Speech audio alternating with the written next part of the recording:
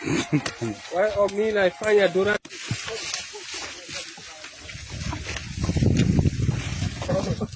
Omila juala chote. Fanya watu tiga. Omila ifanya durata ane iya paki jinne. Wallahi ifanya no dura. fanya hande Dare.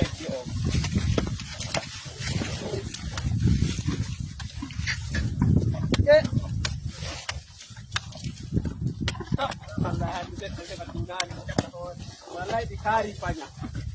Bida noe.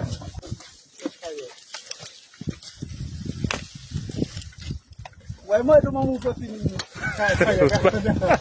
Fanya wai oh. Wai oh wai oh.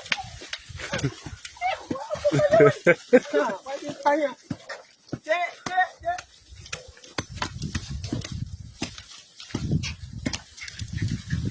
Fanya wala bende. Fanya.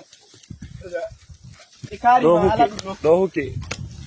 fanya hawka ga Allah ya hatta dikari ala dun norra. Rara ini tulu te duro. Fanya angkan duna fado.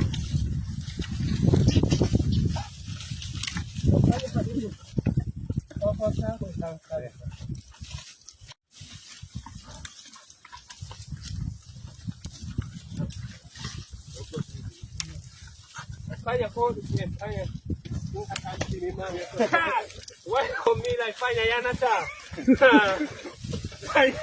fanya yani Fanya wat. Sete, fanya po.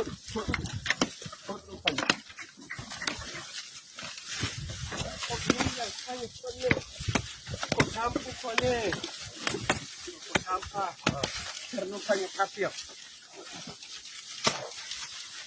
Tuna.